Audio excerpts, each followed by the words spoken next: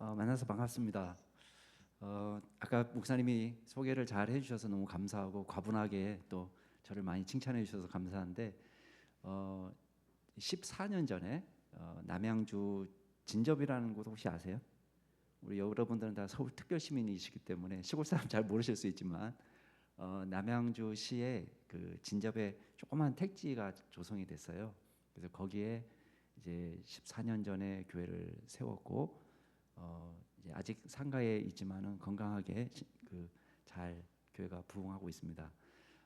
만나 뵙게 돼서 너무 감사하고 또 우리 훌륭한 우리 이 목사님 존경하는 이 목사님이 전화 주셔서 부족한 사람을 불러주셔서 제가 너무 감사하고 또 우리 당원들에게 늘 감사하게 생각하고 있습니다. 우리 목사님이 장점이 굉장히 많으시잖아요. 우리 교제한 지가 좀 됐거든요. 좀 됐는데 일단 남자가 봐도 흠모할 만한 이 멋진 외모. 제가 이제 족탈불급 아무리 따라가려고 해도 따라갈 수 없는 그 훌륭한 외모. 근데 저는 이제 처음 뵀을 때는 외모만 멋있다 이렇게 생각을 했는데 나중에 이제 알면 알수록 내면이 더 아름다우신 그런 목사님입니다. 그래서 참 사랑하고 늘 배울 점이 참 많습니다. 오늘 그 재직 세미나로 이렇게 저를 초청해 주셨는데 교회 홈페이지 이렇게 잠깐 들어가 보니까 금년이 50주년 되는 해더라고요. 혹시 죄송하지만은 창립 때부터 계셨던 분 계신가요 혹시? 한 분이세요? 창립 때 권사님이신가요? 집사님이세요? 예, 권사님. 예, 우리 하여튼간 그 존경의 박수를 한번. 예, 예. 저도 개척해 보니까 그리고 저는 죄송합니다 이런 얘기해서 고향이 제주도입니다. 제주도인데 제주도에 가면은 이게 조청교회라고 있는데 그 교회가 모교회가 이기풍 선교사님이 거기 세우신 교회거든요. 근데 그 교회의 역사가 금년에 116주년입니다. 근데 저는 어릴 때 이제 교회에서 성장하면서 교회는 다 그렇게 마당도 넓고 건물도 다 세워져 있고 주차장도 다 넓고 우리가 마음껏 뛰어놀고 축구해도 될 만큼 넓은 공간이 확보되는 이게 당연한 거라고 생각했습니다. 근데 제가 개척해 보니까 그게 당연한 게 아니더라고요. 네. 그래서 그 100년이 넘도록 116년이 될 수 있도록 이게 지나오는 동안에 얼마나 많은 일이 있었겠어요. 그래서 그 교회를 위해서 누군가가 희생하고 섬기고 봉사한 분이 계셨기 때문에 그 교회가 서는 겁니다. 50주년 됐다면은 여러분들은 이제 금방 오신 분도 계시고 또 50년 전부터 이 교회가 시작될 때를 같이 보신 분도 계시겠지만 언제 참여해도 상관없습니다만은 누군가가 이 교회를 위해서 눈물로 또 기도로 헌신하고 땀을 흘려서 봉사한 분이 계시기 때문에 오늘이 있는 겁니다. 그런 점에서 여러분들 다 칭찬받아 마땅한 분이고 또 정말 앞으로 신앙생활하는 이 영신교회 후배들한테 귀감이 되는 인물들입니다. 그런 점에서 우리 서로에게 박수 좀 할까요? 네. 그 다음에 재직이니까 재직은 장로님들, 안수 집사님들, 권사님들, 서리 집사님까지 다 있는 거잖아요. 그러니까 제자가 모두 제자거든요. 모든 직분이 다 모여 있는 게 재직회예요. 그래서 전사님까지 포함해서 목사님, 부목사님, 전사님들까지 다 포함해서 재직이 됩니다. 이제 사모님만 재직이 안 되더라고요. 고생은 제일 많이 하는데 일단 사모님은 아무 직분이 없어요. 그래서 이게 고생은 제일 많이 하는 것 같은데 제 아내도 재직회에 투표권이 없어요. 좀 이게 아닌 것 같은데 그런 생각이 들면서도 어쨌든 간에 우리 총회 헌법은 그렇습니다. 자, 금년에 처음 서리집사 되신 분 계실까요? 영신교회 처음 서리집사 되시는 분. 커밍아웃 하세요. 네. 누가 금년에 아니에요? 금년에 처음 서리집사 되신 분 안 계신가요? 자, 그러면 20대 서리집사 계신가요, 혹시 여기? 자, 아니면 30대, 나 30대인데 서리집사다. 우리 30대 아니신 것 같은데. 30대 서리집사 계세요? 왜? 30대. 예. 30대 서리집사님. 예, 좋습니다. 자칭 30대 아니에요? 그러면 30대 서리집사님이 지금 제일 어리신 것 같은데 한번 자리에서 일어서 보세요. 아니에요? 자칭 30대인 거예요? 예. 자, 40대 서리집사님 한번 손들어 보세요. 딱 올해 40이다. 오대리 41살. 41살 저기 예, 자리에서 일어서 주세요. 지금까지 41살이 제일 어렸어요. 저분 예, 제일 젊은 서리집사님인데 앞으로 하여튼간 녹슬고 다를 때까지 영신교회를 위해서 섬겨주세요 하는 마음으로 박수 한번 하겠습니다.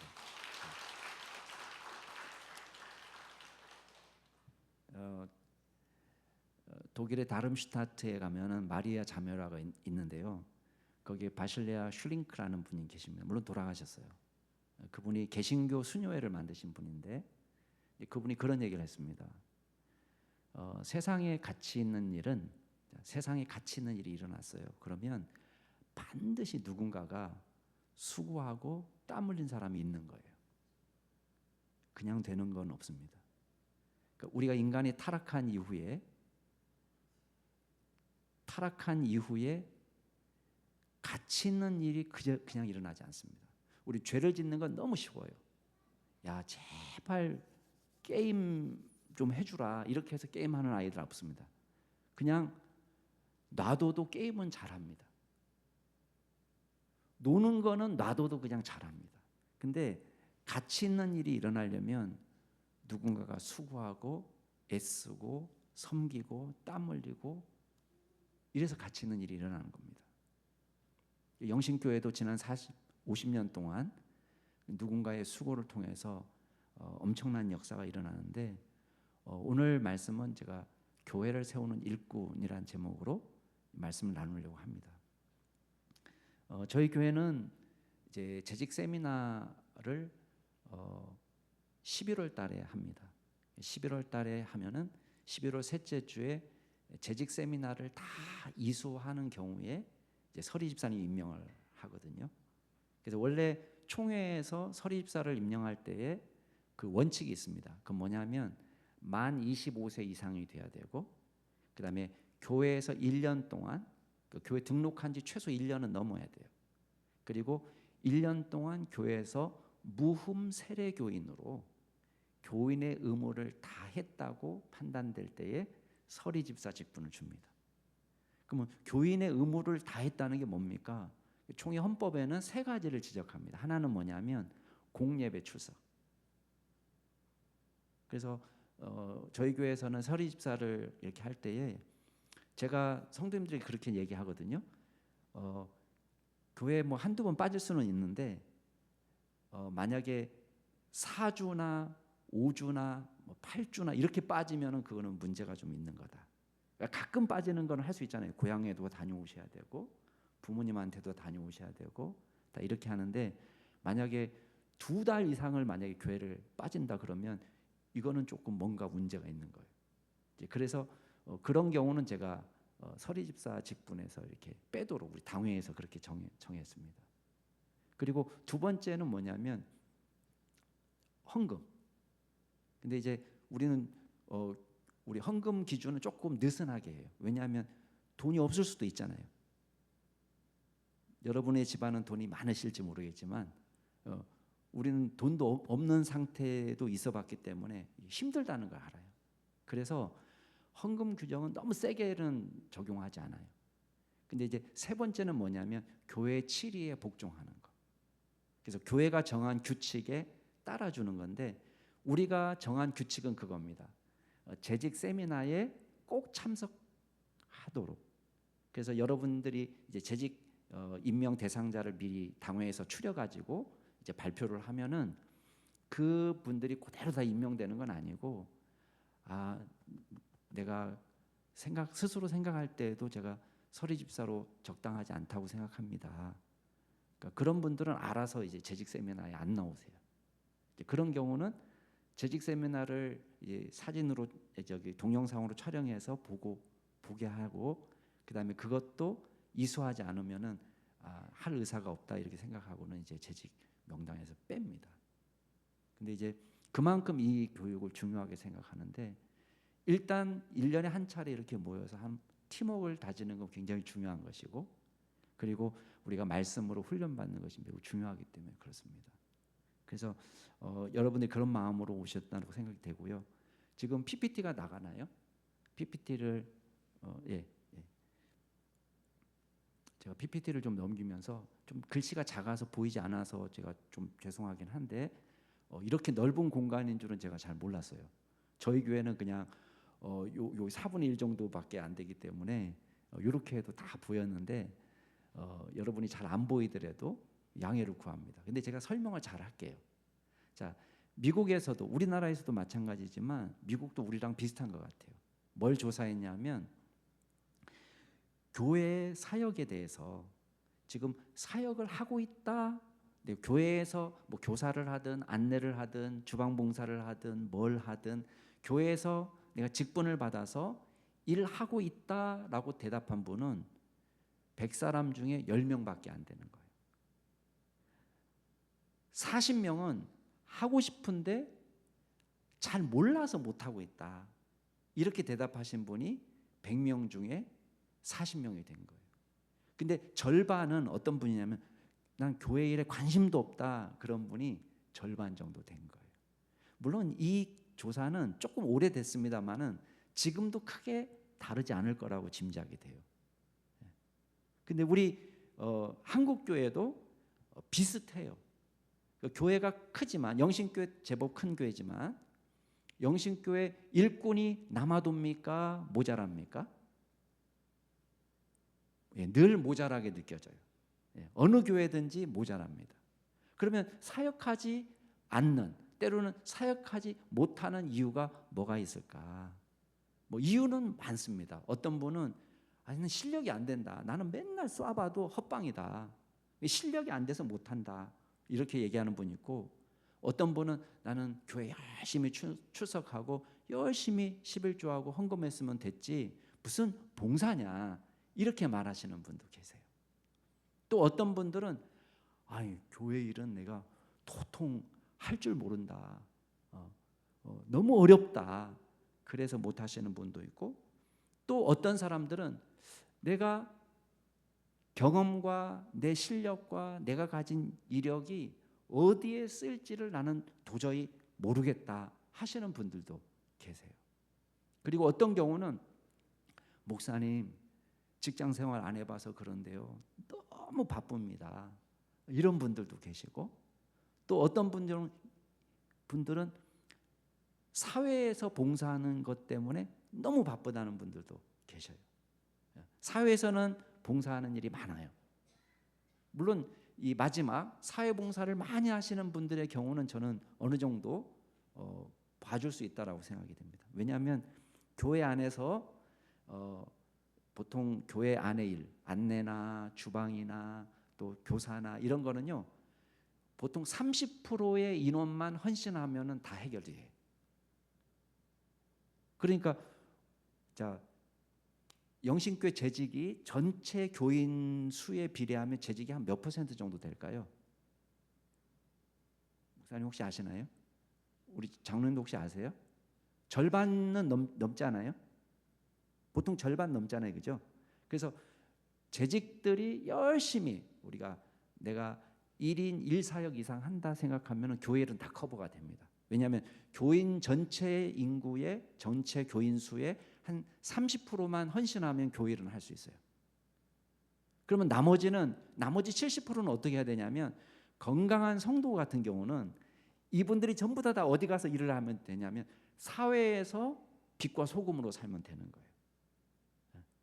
그래서 예수님이 우리를 부르셨을 때 예수님이 우리를 세상의 빛과 소금으로 부르셨지 교회의 빛과 소금으로 부른 게 아니에요. 그러니까 교회에서도 열심히 일하는 사람이 30% 정도는 필요하고 나머지 사람들은 열심히 사회에서 봉사하는 게 필요합니다. 그래서 자기 전문적인 영역에서 이 사회를 얼마나 아름답게 할 수 있을까 이렇게 수고하는 게 중요합니다. 그 주제는 우리가 다음번에 다른 분 모셔가지고 다룰 수 있으면 좋겠고, 오늘 주제는 뭐냐면 교회에서 우리가 30% 교회를 세우는 일꾼이 되는 게 어떤 거냐. 한 가지만 더 보면은 뭐냐면 콘센트가 맞지 않는 거예요. 그러니까 내가 갖고 있는 경력, 내가 사회에서 갖고 있는 어떤 재능이 도대체 교회에서 어디서 봉사하면 좋을까? 이게 쓰임 받을 만한 콘센트가 보이지 않을 때 우리가 좋은 일꾼들이 그냥 사장되는 경우가 많습니다. 어떤 큰 교회에서 어떤 장로님이 주차 봉사를 하신다는 거예요. 그래서 그 장로님이 주차 봉사를 하는데 너무 은혜가 된다는 거예요. 왜 은혜가 되냐? 그랬더니 그분은 대기업 회장인 거예요. 대기업 회장이신데 주차 봉사 하시는 거예요. 여러분이 만약에 그 모습을 본다면 은혜가 되겠습니까? 안 되겠습니까? 잠깐만요. 지금 다 주무시기로 하신 거예요? 자, 은혜가 되겠습니까? 안 되겠습니까? 은혜가 되죠. 근데 생각해 보세요. 저는 그것도 괜찮아요. 주차 봉사도 좋은 거예요. 근데 이왕이면 그분이 대기업 회장이니까 더 교인들한테 더 필요한 일을 할 수 있지 않을까요?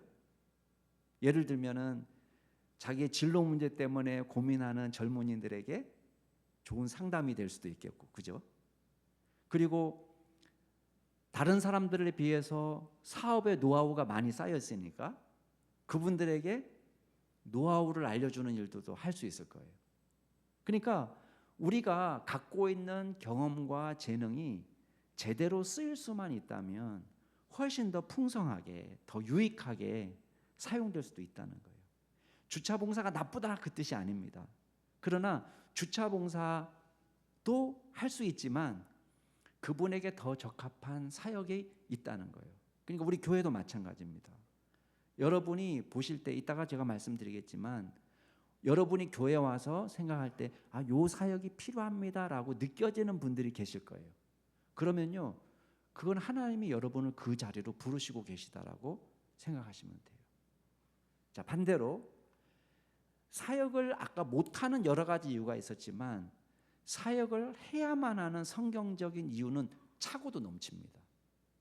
제가 이거를 다 이렇게 읽어보지는 못하겠는데 하나씩 한번 살펴보려고 그래요. 자, 첫 번째는 뭐냐면 주님이 우리를 지으셨어요. 여기 글자가 좀 보이나요? 에베소서 2장 10절 같이 한번 읽어보겠습니다. 시작. 우리는 하나님의 작품입니다. 선한 일을 하게 하시려고 하나님께서 그리스도 예수 안에서 우리를 만드셨습니다. 자, 왜 만드셨다고 돼 있어요? 존재 자체가 목적인 사람은 없습니다. 내가 그냥 존재하는 것 자체가 목적인 사람은 없고 하나님이 우리를 지으실 때는 반드시 목적이 있어요. 마이크가 여기 존재하는 목적이 있고 이 물병이 여기 존재하는 목적이 있는 거예요. 여기 있는 것 중에서 그냥 목적이 없이 그냥 놓여 있는 것은 없습니다. 다 필요에 의해서 하나씩 갖다 놓은 거예요. 그러니까 저와 여러분도 마찬가지예요. 하나님께서 저와 여러분을 이 땅에 보내셨다면 반드시 하나님께서 보내신 목적이 있는 겁니다. 자, 여러분 지음 받았습니까? 그렇다면 여러분에게 하나님께서 거시는 기대가 있다는 거예요. 또 한 가지 보세요. 여러분을 구원하셨어요. 자, 구원했다는 것은 다른 말로 어떻게 말할 수 있냐면 하나님께서 우리를 당신의 사역으로 불러주셨다, 이거랑 똑같은 거예요. 자, 디모데후서 1장 9절 같이 한번 읽어볼까요? 시작. 하나님께서 우리를 구원해 주시고 거룩한 부르심으로 불러주셨습니다. 그것은 우리의 행실을 따라 하신 것이 아니요 하나님의 계획과 은혜를 따라 한 것입니다. 예. 우리를 구원하신 목적이 있습니다. 그 뭐냐면 거룩한 일을 하도록 맡기시기 위해서 구원하셨다는 거예요. 자, 기본적으로 재직은 무흠 1년 이상 세례교인이에요. 그러니까 세례를 받았다는 건 뭐예요? 이미 예수 그리스도를 믿고 구원받았습니다라는 걸 의미하는 거예요. 그러면 저와 여러분이 예수 믿고 구원받았습니다, 이 말은 다른 말로 하면 하나님이 우리를 거룩한 일로 부르셨습니다, 그 말이랑 똑같은 거예요. 제가 이제 계속해서 말씀을 드리지만 요렇게도 말하고 요렇게도 말하고 요렇게도 말하고 하지만 하나예요. 하나. 그 뭐냐면 하나님이 저와 여러분을 일꾼으로 불러주셨다. 그럼 여러분 마음 가운데 내가 할 수 있는 일이 뭘까? 이걸 고민해야 되는 거예요. 또 하나만 더 볼까요? 자, 우리를 불러주신 이유를 이렇게 설명합니다. 이것도 한번 베드로전서 2장 9절 말씀 한번 읽어볼까요? 시작. 그러나 여러분은 택하심을 받은 족속이요 왕과 같은 제사장들이요 거룩한 민족이요 하나님의 소유가 된 백성입니다. 그래서 여러분을 어둠에서 불러내어 자기의 놀라운 빛 가운데로 인도하신 분의 업적을 여러분이 선포하는 것입니다. 하나님 여러분 왜 부르셨느냐? 오늘 말씀에 보면 불러내셔서 하나님이 하신 놀라운 일을 선전하도록, 그러니까 하나님 나라의 홍보부장으로 우리가 부름받은 거예요. 하나님 나라 홍보부장, 복음의 증인으로, 세상의 빛으로. 그래서 우리가 이 땅에 태어나서 구원받아서 부름받았다라고 고백할 때는 우리가 만약에 천국 자체가 목적이라면 우리가 구원받은 즉시 죽어서 천국에 가면 되는 거예요. 근데 그렇게 하지 않고 우리가 매일 주기도만 할 때 뭐라고 기도해요? 하나님, 아버지의 나라가 오게 해주십시오 라고 기도하잖아요. 그 말은 뭐예요? 아버지 나라가 오게 해달라는 것은 천국이 오게 해달라는 그 기도인데, 그러면 무슨 뜻이에요? 왜 천국이 빨리 왔으면 좋겠습니다, 무슨 의미로 그 기도 하시는 거예요? 내가 빨리 죽어서 천국 가고 싶습니다, 그런 기도인가요? 죽여주옵소서, 그 기도인가요? 아니잖아요. 아버지의 나라가 오게 해달라는 그 기도는 뭐냐면 저를 통해서 아버지가 다스리는 통치하는 나라, 그건 뭐예요? 어둠의 나라가 아버지의 나라로 바뀔 수 있는 유일한 비결은 전도밖에 없어요. 그러니까 복음의 전도를 통해서 어둠의 권세에 있던 사람들이 아버지의 나라로 돌아오는 거. 그러니까 우리를 하나님께서 불러주셨는데 무엇을 위해서 불러주셨느냐? 하나님 나라 홍보대사로, 복음의 증인으로 불러주셨다는 거예요. 그래서 그 일을 위해서 우리가 쓰임 받는 겁니다. 그러면서 저희들에게 뭘 주셨냐? 하나님 은사를 주셨어요. 자, 여기도 한번 읽어볼까요? 시작. 각 사람은 은사를 받은 대로 하나님의 여러 가지 은혜를 맡은 선한 관리인으로서 서로 봉사하십시오. 자, 은사는 하나님께서 은사를 주신 이유가 있습니다. 그 이유는 뭐냐면 내가 이런 은사 받았으니까 나 되게 믿음 좋은 사람이야 라고 자랑하도록 주신 게 아닙니다. 그러니까 모든 은사에는 하나님의 목적이 있는 거예요. 그러니까 자기 자랑도 아니고 자기 과시도 아니고, 그러니까 은사에는 반드시 쓰임새가 있는 것입니다. 말씀의 은사가 왜 필요할까요? 자, 제가 집에서 성경을 읽다가 너무 감동을 받았어요. 야, 이건 진짜 이건 하나님 나를 깨닫게 하시는 말씀이구나. 그렇게 너무 은혜를 받고 제가 그거를 집에서 간직하고 그다음 어디 교회 가지도 않고 집에서만 신앙생활 하는 거예요. 만약에 교회 안 나가. 왜? 요새는 그냥 유튜브로도 얼마든지 예배 드릴 수 있잖아요. 그러니까 교회 가지 않고 은혜는 몽땅 받아요. 근데 말씀의 은사도 있고 뭐 기도하면 환상도 보고 별거 다 하는데 집에만 계셔요.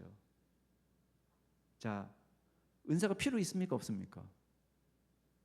없는 거예요. 필요 없는 거예요.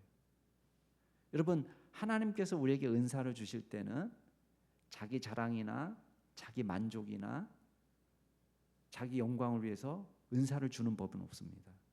하나님께서 우리에게 은사를 줄 때는 써먹으라고 주시는 거예요. 그러니까 만약에 안 목사한테 말씀의 은사를 하나님 주셨다. 그러면 이 말씀의 은사를 집에서 고이 간직하고 나만 좋아, 나 진짜 은혜 받았어, 이러고 있으라고 주신 게 아니라 이것을 나누도록 주신 거예요. 나누도록. 그래서 교회는 참 신비합니다. 어떤 신비가 있냐면 이따가 얘기하겠지만 하나님께서는 은사를 한 사람에게 몰빵해서 주시는 경우가 없어요. 어떤 한 분에게 아무리 제가 남양주 충신교회 담임 목사지만은 하나님께서는 안성덕 담임 목사 한 사람에게 모든 은사를 몰빵하지 않습니다. 왜? 우리는 서로 필요한 존재로 만드는 거예요. 그러니까 이 사람에게 A라는 은사를 주고 이 사람이 B라는 은사를 주고 이 사람이 C라는 은사를 주면은 언제 온전해지냐면 합체. 서로 A, B, C 은사가 합쳐질 때에 교회가 온전해지는 거예요. 그러니까 저 사람이 내게 없는 은사는요. 그래서 자, 은사를 성령의 은사라고 얘기합니다. 왜 그러죠? 성령께서 주신다 해서 성령의 은사예요. 물론 로마서에 가면 그리스도의 은사라는 말도 나오고 하나님의 은사라는 말도 나오지만은 결국은 성삼위 하나님께서 우리에게 주시는 게 은사지만 은사를 주실 때에 하나님께서 원하시는 대로 주신다고 그랬어요. 고린도전서에 보면. 여러분 방언의 은사를 받고 싶었잖아요. 그죠? 근데 방언의 은사를 100% 다 받나요? 다 못 받아요. 근데 방언의 은사를 안 받은 거 가지고 막 옛날에 어떤 목사님은 막 야단쳤어요. 이런 모질이 기도원에 강아지도 3년이면은 방언을 하는데 너는 왜 방언을 못 하냐? 막 이게 야단 맞은 적이 있어요.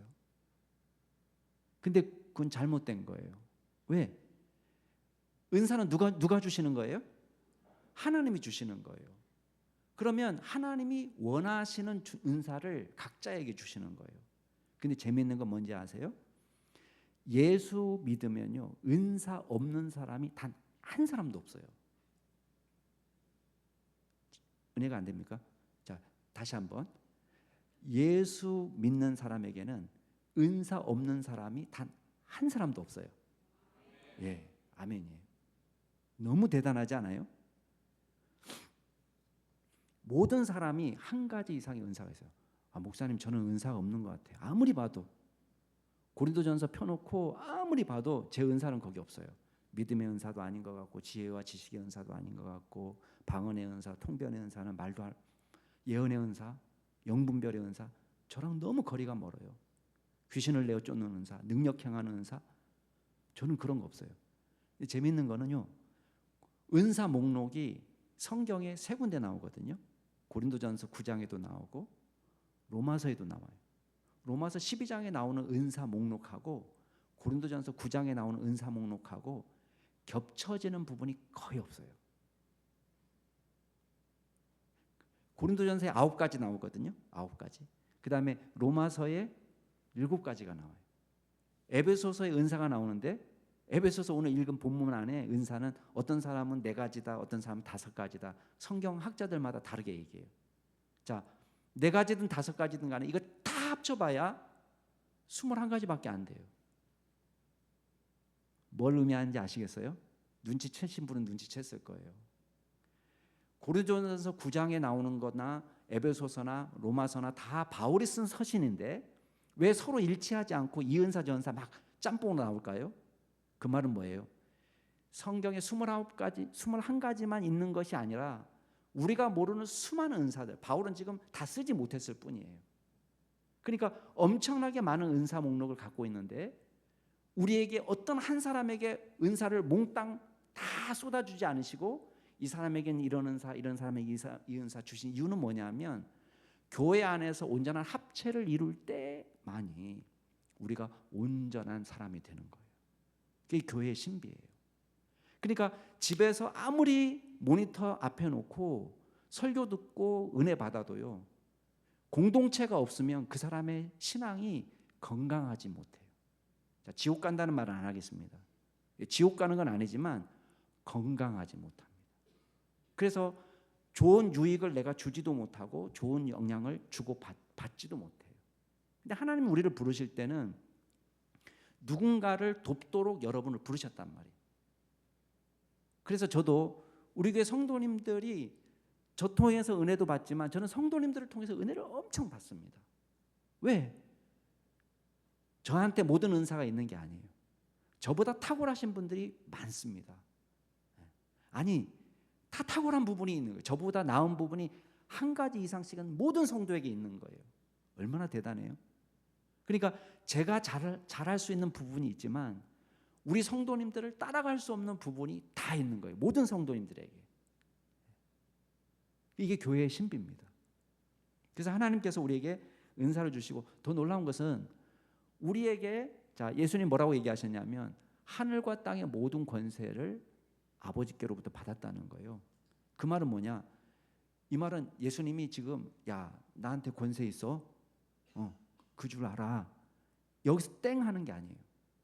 내게 모든 권세가 있다는 말은 뭘 말씀하는 거냐면 너에게 주겠다는 약속인 거예요. 그래서 그 다음에 명령이 나와요. 야, 가라. 제자로 삼으라. 두 가지 명령이 나와요. 제자로 삼으라. 이 명령이 제일 커요. 제자로 삼는데 여러 가지 필요한 게 있어요. 우리 가운데. 근데 그 모든 능력을 하나님은, 예수님은 우리에게 약속하시는 거예요. 너희와 함께 있겠다. 그러니까 걱정하지 마라. 일하라. 이렇게 이야기하는 거예요. 그래서 자, 여기 보면은 사역의 성경적인 근거로, 자, 오늘 아까 읽은 본문 말씀을 다시 한번 읽어보겠는데요. 같이 한번 읽어보겠습니다. 시작. 그분이 어떤 사람은 사도로, 어떤 사람은 예언자로, 어떤 사람은 복음 전도자로, 또 어떤 사람은 목사와 교사로 삼으셨습니다. 이것은 성도들을 준비시켜서 봉사일을 하게 하고 그리스도의 몸을 세우게 하려고 하는 것입니다. 예, 글자 하나가 빠졌네요, 제가. 예. 이것은 이 자가 빠졌는데, 자, 하나님께서 우리를 직분도 주시고 일할 수 있는 은사도 주시고 또 경험도 주시고 재능도 주신 이유는 뭐냐면 이거를 준비시키는 거예요. 주님의 일을 위해서 우리를 준비시켜 놓은 거예요. 일 잘하도록.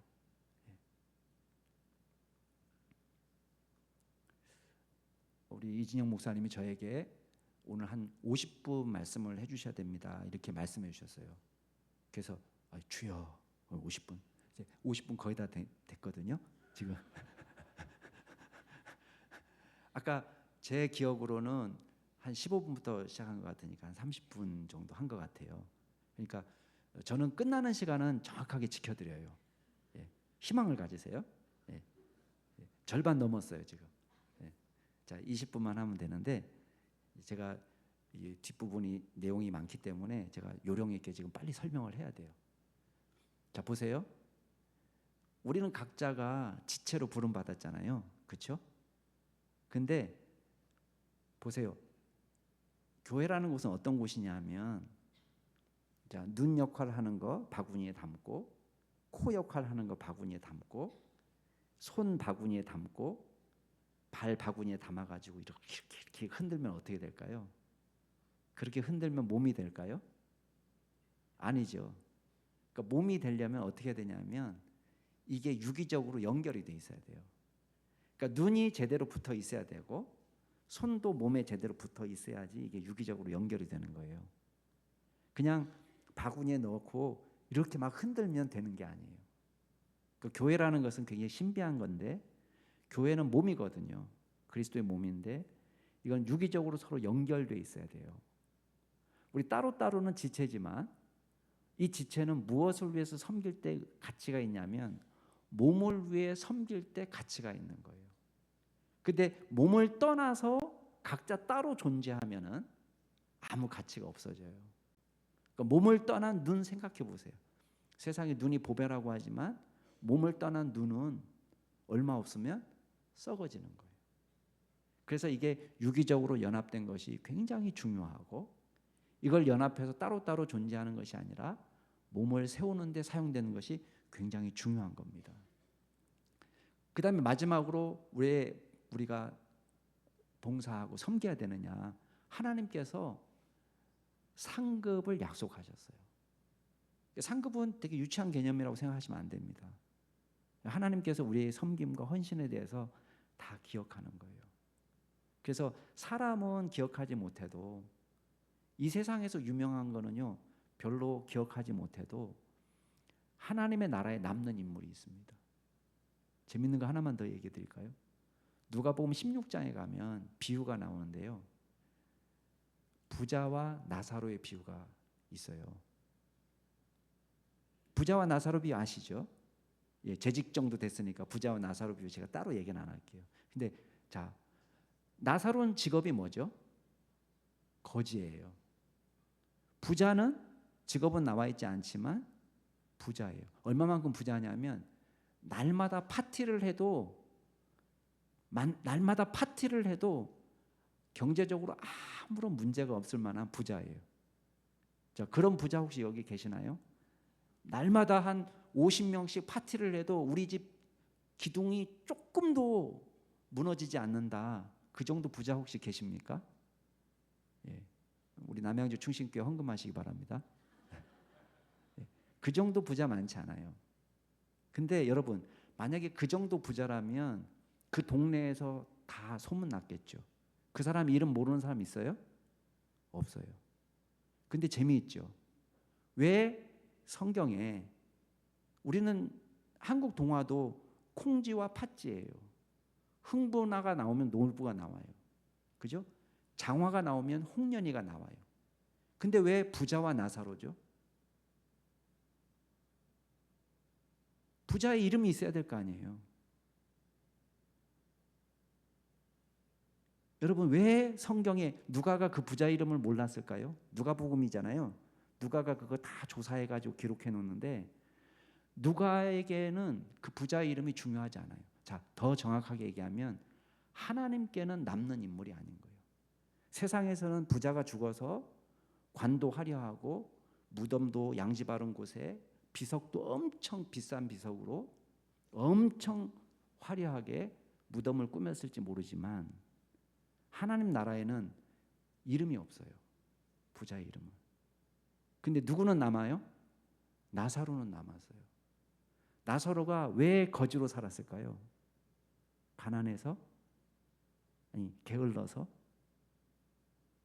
아니면 이유는 남아있지 않지만 하나님 나라에서 이 나사로를 영접해 줬어요. 근데 거기에 저는 물론 성경이 침묵하고 있지만 나사로는 누구보다도 복음을 위해서 헌신하면서 모욕을 당하고 인간 쓰레기 취급당하고 고통당하고 괴로움을 겪으면서 살았던 사람일 거예요. 그런데 하나님 나라에서는 그 나사로를 기억하는 거예요. 세상은 알아주지 않지만 그런 거예요. 여러분이 안내팀에서 문지기로 있는 거, 그 시편 기자가 그렇게 말하잖아요. 자기는 성전에 문지기로 있는 게 더 좋다. 그게 얼마나 가치 있는 일이냐. 세상 사람들이 볼 때는 아무 가치가 없는 거죠. 그렇지만 하나님 나라에서는 그 가치가 있는 거예요. 우리 옆에 분에게 얘기해 주세요. 우리는 주님 나라에 가치 있는 인물이 됩시다. 얘기해 주세요.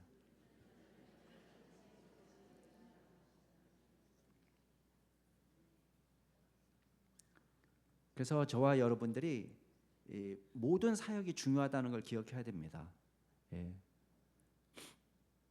모든 사역은 다 가치 있는 일이에요. 그래서 여러분들이 아무 가치가 없다고 생각하는 것이 아니라 우리는 상호 의존적인 존재입니다. 그래서 서로가 서로를 필요로 하는 존재예요. 그죠? 예. 목회자에게는 성도님들이 필요하고 성도님들의 기도가 필요하고 위로가 필요하고 여기서 오는 거리가 어제 찍었더니 한 1시간 반 정도 나오길래 제가 깜짝 놀래갖고 2시에 맡았는데 저는 또 12시 한 20분 정도 예배를 마칠 거 아니에요. 12시 20분 맞춰서 여기까지 어떻게 오냐 막 머리가 복잡한 거예요. 그래서 설교 끝나고 축도하자마자 성도님들에게 제가 양해를 구하고 오늘은 제가 악수 안 하더라도 양해를 해주세요. 지금 악수합시다. 이렇게 하고는 제가 축도 마치고 막 달려왔는데 다행히 1시간밖에 안 걸렸어요. 근데 제가 온다니까요. 우리 권사님들이 생각이 많은 거예요. 밥도 못 먹고 가시는데 김밥이라도 사와야 되나 샌드위치라도 사와야 되나 막 또 막 기도 열심히 해주시고 그러니까 뭐예요?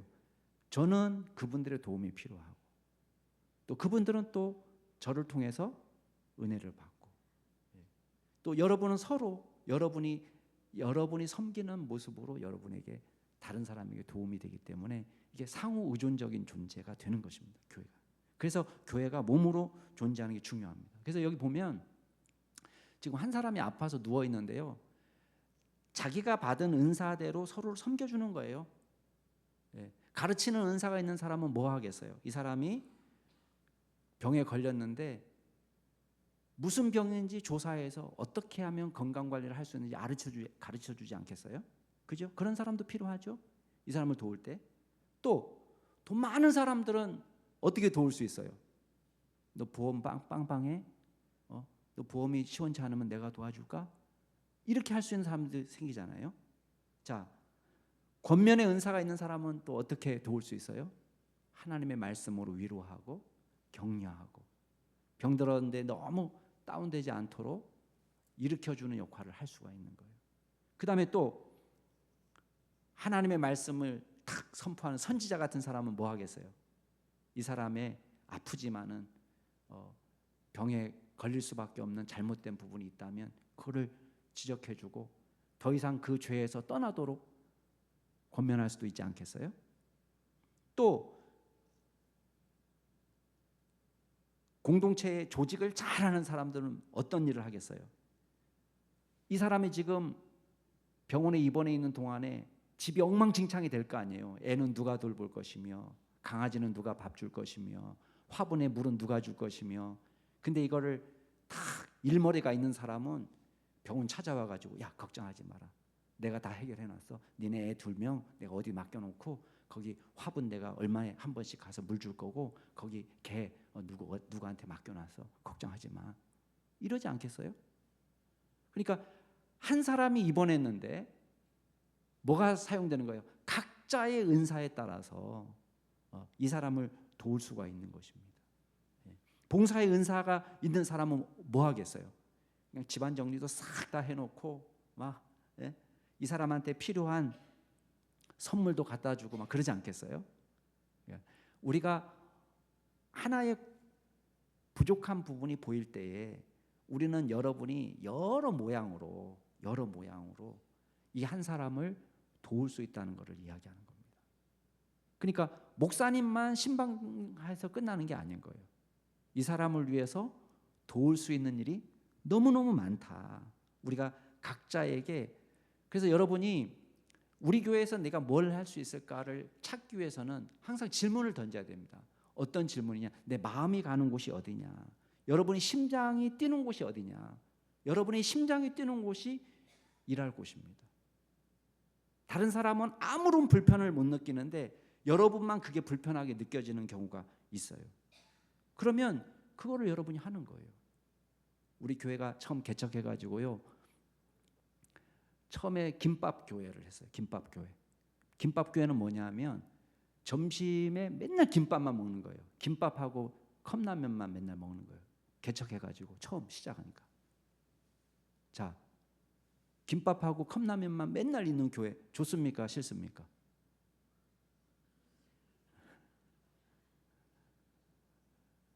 저는 아무 불편이 없는 거예요. 저는요 이렇게 뭔가 한 가지 꽂히면 그 음식을 계속 먹어도 불편함이 없는 사람이에요. 근데 새가족 공부 진행하는데 새가족 등록하신 어떤 집사님이 저한테 얘기하는 거예요. 목사님, 우리 언제까지 김밥 먹는 거예요? 그러는 거예요. 여러분, 김밥이 비싸겠어요? 아니면 주방 돌리는 게 더 싸겠어요? 김밥이 더 비싸요. 김밥 사면은요 한 줄에 그때 1,500원 할 때거든요. 지금은 이제 김밥도 훨씬 올랐지만은, 근데 막 10명이 먹으면은 15,000원이고 20명이 먹으면은 30,000원이잖아요. 근데 한 줄만 안 먹는 거예요. 눈치 없이 남자들 막 2줄씩 먹는 사람도 있고 3줄씩 먹는 애들도 있어요. 진짜 눈치 없는 거죠. 그 돈이 뭐 10만 원씩 들어가는 거예요. 김밥 먹으니까. 많이 먹잖아요. 그러니까 저도 안 했으면 좋겠어요, 김밥을. 근데 그분이 질문했어요. 그래서 제가 그렇게 대답했어요. 누군가가 기쁜 마음으로 목사님 제 밥하겠습니다 라는 분이 나올 때까지 우리는 김밥 먹습니다. 그랬어요. 그랬더니요 몇 주 지난 다음에 몇 사람들끼리 작당해가지고 밥을 하기 시작하더라고요. 제가 시키지 않았는데. 이 사람은 심장이 뛰는 거예요. 거기에 못 견디는 거예요. 어떻게 김밥과 컵라면으로 주일 점심을, 거룩한 주일 점심을 먹을 수 있냐, 그런 거예요. 그래서 밥이 시작이 됐어요. 성가대 있나요? 여기? 우리는 지금 코로나 이후로 성가대 안 하는데 성가대 저는 안 하려고 했어요. 왜? 교사가 제일 먼저 필요하다고 생각했거든요. 교사가 제일 먼저 필요하잖아요. 근데 성가대 할 생각이 아무것도 없는데 어떤 분이 찾아왔어요. 이분이 예전에 있는 교회가 한 1,000명이 넘는 교회에서 지휘했던 분이에요. 성가대 하고 싶다는 거예요. 자, 하고 싶은 사람이 심장이 뛰는 사람이 생겼어요. 어떻게 해야 돼요? 왜? 하게 했어요. 왜? 하겠다는 사람이 있으니까. 심장이 뛰는 곳에서 일하는 거예요. 어떤 분이 막 저한테 와가지고 부침개 전도 목사님이 해요 이러는 거예요. 부침개 전도. 저는 지금 부침개 전도할 시간이 없어요. 제가. 집사님이 하세요. 그랬더니 그 다음부터 안 나왔어요. 남이 했으면 좋겠는데 나는 하고 싶지 않은 거예요. 그건 심장이 안 뛰는 거예요. 자기가 하고 싶지 않으면 우리 합시다 이렇게 함부로 말하면 안 돼요. 심장이 뛰는 곳에서 일하라. 금년에 저희 교회가 시니어 스쿨을 시작합니다. 시니어 스쿨, 실버 사역이에요. 연세 드신 분들 한 달에 한 번씩 이렇게 시니어 스쿨을 하는데 오랜 기도 제목이었어요. 왜 시작이 됐느냐? 저희 교회 사회복지사 한 분이 계신데 그분이 와가지고 목사님 이거 하면 좋겠어요 그러는 거예요. 합시다. 그분은 그게 심장이 뛰는 거예요. 그러니까 합시다 그러니까 그분을 중심으로 해서 몇 사람이 와다닥 묶였어요. 제가 묶어준 거 아니에요. 좋다는 거예요. 자기는 하고 싶다는 거예요. 그래서 3월 이제 마지막 주에 우리 개강이 됩니다. 그래서 주변에 연세 드신 분들 모아서 같이 좋은 프로그램도 진행하고 식사도 하고. 그러니까 교회는 제가 말해요. 여러분이 하고 싶은 일을 생각하시고 말씀하세요. 합시다. 심장이 뛰는데. 그렇잖아요. 심장이 뛰는데. 우리 교회에서는 일할 곳이 없습니다. 일할 곳 만들면 되는 거예요. 적합한 질문을, 사역을 위한 질문들이 있는데요. 내가 잘할 수 있는 게 뭘까? 하나님 나한테 무슨 은사를 주셨을까? 그걸 질문해 봐야 돼요. 그러면 어떤 분은 기도가 좋은 사람들은 교회를 위해서 기도하면 돼요. 중보기도. 어떤 사람은요. 전도 잘하시는 분 계셔요. 친화력이 좋아요. 그분 주위에 사람이 늘 붙어요. 그런 분들도 계셔요. 어떤 분들은 이 낙심난 분들을 잘 돌보시는 분들 계세요. 그래서 아무도 이 사람이 교회 왔는지 안 왔는지 신경 못 쓸 때 그분은 딱 알아요. 먼저. 누가 안 보이는데. 그러면 그분 찾아가요. 전화도 해보고. 엄청난 사역이죠. 예. 자기 능력과 맞지 않는, 저 사람은 지금 자기가 앉아있는 가지를 톱질하고 있는데 몇 초 후에 어떻게 되겠어요? 예. 저런 사람은 똥손이에요. 똥손. 근데 똥손이 시설관리팀에 가 있으면 어떻게 되겠어요? 문제가 많이 일어나겠죠. 예. 말리지도 못하고 그분이 되는 곳마다 전부 다 미다스의 손이 아니라 다 마이너스의 손이에요. 이분만 손댔다 하면 다 마이너스. 자기 능력에 맞는 사역이. 꼭 찬양팀 모집하면요, 자기가 음치인 줄 모르시는 분이 사역팀, 찬양팀 지원하시는 분들 계셔요. 누가 봐도 음치인데 자기가 못하는 거를 애써 할 필요는 없거든요. 자기가 잘하는 분야에서 일을 하는 거죠. MBTI는 뭐 이건 참고지, 이거는 꼭 적합한 건 아닙니다. MBTI 검사하신 분이 저보고 목사님은 목사가 되지 말았어야 될 사람이 목사가 됐다고 이렇게 했는데 아직까지 목회하고 있습니다. 그런 거 보니까 MBTI는 아주 적합한 건 아닌 것 같아요. 예. 저는 INTJ니까 이제 뭐 학자나 뭐 과학자나 뭐 연구 이런 쪽으로 맞다고 그분이 판단하신 거예요. 근데 어떻게 목회를 하고 계시냐? 물론 저도 힘들어요. 힘들지만은 어떡하겠어요? 저는 개척 타입이 아니라고 생각했어요. 저도 영신교회 같은 교회 이렇게 청빙 받아가지고 목회하면 좋겠다 이렇게 기도하고 있었지만은 하나님이 허락하지 않는데 어떡하겠어요? 개척하는 거죠. 그러니까 이게 다 정확하진 않지만 그래도 일반적으로 자기가 편한 사역이 있어요. 새가족이 편한 사역이 있어요. 외향적이고 이게 잘 사람들 만나는 게 기쁨이 되는 분은 새가족부 하셔야죠. 그러면 이분이 막 또 어떤 분은 정말 그 찬양할 때 이 감성, 필이 충만한 분이 계셔요. 그래서 앞에 찬양하는데 이렇게 하면 보는 것만으로 은혜가 되시는 분이 계셔요. 그래서 그분은 이제 목이 성대 결절이 와가지고 노래를 못 하거든요. 근데 찬양팀의 비주얼 담당. 그러니까 노래는 못해요. 노래는 못하지만 그분이 서면은 진짜 교인들이 너무 신이 나요. 왜? 막 이분은 박자도 얼마나 잘 맞추는지 몰라요. 찬양할 때 진짜 이게 몸이 그냥 흐느적거리지 않고 진짜 리듬감 있게 몸이 움직여요. 그러면 앞에서 앉아서 찬양하는데요, 성도들이 막 뜨겁게 찬양해요. 그분 이 비주얼 때문에. 그러니까 이분은 스스로도 나는 비주얼 담당이다. 마이크 안 줘요. 성대 결절.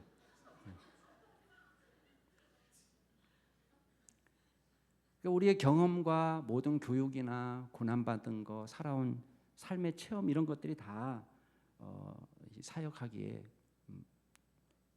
다 하나님 준비시켜 주시는 거예요. 이것만 하고 마치겠습니다. 결국은요, 주님께서 우리에게 여러 가지 은사를 주셔서 여기 보면 준비시키셨다 그런 표현이 나옵니다.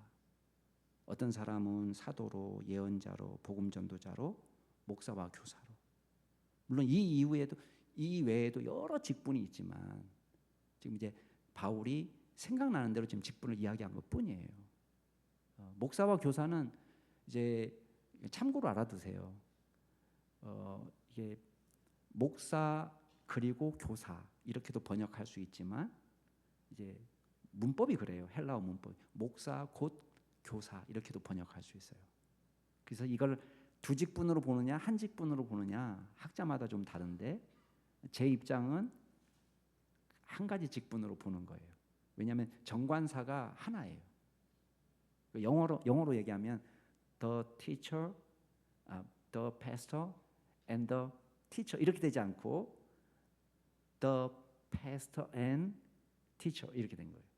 그래서 한 가지 직분으로 봐요. 자, 어찌 됐든 중요한 건 뭐냐면 하나님께서 우리를 다양한 모습으로 부르셨는데 다양한 모습으로 부르신 것은 자 아까도 말한 것처럼 혼자서 존재하지 않도록, 혼자 집에만 있지 않도록. 그다음에 두 번째, 서로를 필요로 하는 존재로. 그래서 너는 내가 필요하고 나는 네가 필요하고. 그래서 50년쯤 되면 교회 역사가, 저도 100년 넘은 교회에 있어봐서 알지만 50년쯤 되면 이렇게 켜켜이 묵은 감정들이 있잖아요. 서로 좋아하는 사람이 있고 싫어하는 사람도 있고 그러는데, 자, 어차피 우리 천국 가면 다 만나거든요. 예, 천국 가면 다 만나기 때문에 이 내 마음 속에 이렇게 켜켜이 쌓인, 아유, 저 인간이 이렇게 안 보이면 너무 좋겠는데 참 은혜로운 주일날 저 인간을 만나야 되니 참 마음이 답답하다, 이렇게 하시는 분들 계시잖아요. 근데 우리가 하나님께서 다양하게 부르신 것은 서로를 필요로 하는 존재로 만드셨다는 걸 기억해야 돼요. 그러니까 저분이 예민한 성격이 있기 때문에 다른 사람들이 보지 못하는 걸 지금 보고 있는 거예요. 그리고 제가 무난하기 때문에 어려움도 많지만 목회를 할 수가 있는 거예요. 그러니까 우리가 서로 다른 모양으로 부름받은 것은 넌 나랑 다르기 때문에 나빠, 이렇게 말하면 안 되고, 이렇게 다양하게 지으셔서 서로 합체가 되도록 만드신 거예요. 그래서 연합의 필요성을 만드는 거예요. 자, 나사, 볼트, 너트는요, 지 혼자는 단 1mm도 움직일 수 없어요. 근데 이 볼트와 너트가 조립돼 가지고 우주선이 되잖아요. 그러면 달나라도 가요. 우리가 혼자 존재하면, 볼트로 존재하고 너트로 존재하면 우리는 1mm도 우리 힘으로 나갈 수 없어요. 근데 우리가 자동차가 되거나 트럭이 되거나 우주선이 되거나 비행기가 되면요, 어마어마한 일이 일어나요. 이게 연합이에요. 유기적 연합. 그래서 우리를 일하도록 부르셨다. 저기 보면 우리를 왜 부르셨느냐? 일하도록. 근데 궁극적으로 어떤 일을 하도록? 교회의 몸을 세우도록 부르셨다. 그래서 교회에 일꾼이 없다는 것은 비참한 일입니다. 선순환이 일어나야 돼요. 계속해서 우리가 몸을 세워가지고 일꾼들이 여기서 나와야 돼요. 일꾼들을 만들어낼 수 있는 사역을 하고 있어야 되는 거예요. 이게 선순환이 되어야지 생산적인 교회가 되는 것이고, 교회는요, 잘 보세요, 유람선이 아니에요. 우리가 크루즈 여행 때문에 교회에 모여 있는 게 아니에요. 교회는 수송선이 되든지 전투함이 되든지 아니면 병원선이 되든지 구원선이 되든지 무슨 선이 돼야지 우리가 크루즈 여행하기 위해서 모여 있는 게 아니에요. 여기서 맨날 바이올린 켜고 음악이나 뭐 좋은 음식만 먹고 이걸 위해서 우리가 모여 있는 게 아니라, 왜 모여 있느냐? 우리는 일하고 교회를 세워가기 위해서, 너도 세워지고 나도 세워지기 위해서 우리가 모여 있는 것이다. 그래서 여기 보면 자라가는 교회, 거의 다 왔어요. 여기 한번 읽어볼까요? 시작.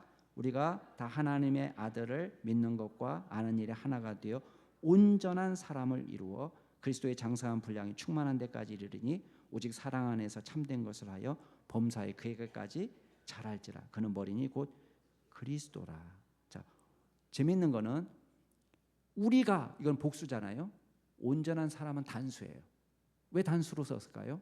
공동체를 말하는 거예요. 교회 공동체. 그러니까 교회 공동체가 온전한 사람을 이루는데 성숙을 위한 전제 조건이 있어요. 그건 뭐냐면 여기에 믿는 것과 아는 일이 하나가 되는 거예요. 내가 뭘 믿는지가 뭘 아는지, 이 지식, 우리가 말씀을 잘 아는 것과 믿는 것이 합체가 되는, 일치가 되는 거예요. 그래서 우리의 신앙이 뭐에 기초하느냐? 말씀에 기초한 신앙을 갖는 거예요. 그렇게 될 때에 뭘 믿는지도 모르고 막 믿는 사람도 있잖아요. 그러나 그게 성숙이에요. 내가 뭘 믿는지를 알고 믿는 성숙한 사람이 되어서 어디까지? 여기 하면 사랑 안에서 참된 것을 하라. 그 말은 뭐예요? 사랑을 실천하는. 우리말이 좀 번역이 어려워서 그렇지 사랑 안에서라는 말은 사랑으로 이렇게 번역할 수 있어요. 그러니까 사랑으로 사랑을 실천함으로 참된 것을 하는 사람. 그게 성숙이에요. 그래서 결국은 교회는 어떤 공동체냐? 결국은 사랑의 공동체다. 그래서 여기 보면 예수님을 통해서 온몸이 연결되는데 각 마디를 통해서 연결돼요. 그래서 연합이죠. 근데 아까도 말한 것처럼 이게 제대로 연결이 돼야지 영양분이 제대로 서로 공급하고 서로 선한 영향력을 주고받으면서 건강한 공동체가 되는 거예요. 그리고 나서 각 지체가 분량대로 일하게 되면 어떤 일이 벌어지느냐? 그 몸이 성장하게 되고 교회가 성장하게 되고 결국은 이 교회 성장한 것이 무엇을 세우는 것이냐? 그 혜택이 나에게 오는 거예요. 그래서 여기 스스로 세운다는 말이 있어요. 그래서 열심히 일하는 사람은 그 혜택을 누가 보느냐? 자기가 보는 거예요. 여러분 아기 다 키워보신 분 계시죠? 아기 키울 때 죽겠다 힘들다 해도 지나놓고 나니까 어때요? 아기가 주는 기쁨이 있어요 없어요? 있습니다. 강아지 키우는 거하고는 비교가 안 돼요. 강아지 키우는 거하고는 비교가 안 돼요. 어떤 분들은 너무 아쉬우니까 강아지 키우면서 이제 유사 행복을 느끼는 거예요. 유사 행복. 그냥 행복이 없다는 건 아니에요. 행복은 있지만 유사 행복이에요. 근데 아기를 키울 때에 누리는 그 행복은요 말도 할 수 없어요. 그래서 아기 클 때 너 내 키웠으니까 너 효도해야 돼. 천만에 얘가 아기 크면서 우리에게 주는 기쁨이 너무 컸어요. 벌써 효도 다 한 거예요. 그거로 뭘 더 원하세요? 그냥 생각만 해도 행복하잖아요. 생각만 해도 지겨워요? 이 원수 막 아니에요. 그래 이게 섬기는 자의 기쁨인 거예요. 섬기는 자. 자, 요거 읽고 기도하겠습니다. 자, 시작. 하나님 없이 우리는 아무것도 하지 못한다. 그러나 우리 없이 하나님은 아무 일도 하지 않으십니다. 아우구스티누스가 한 말이래요. 하나님은 너무나 절대적으로 이게 필요해요. 하나님 없이 우리는 할 수 없어요. 그렇지만 하나님은 우리 없이 일 안 하세요. 저와 여러분을 통해서 일하십니다. 같이 기도하겠습니다.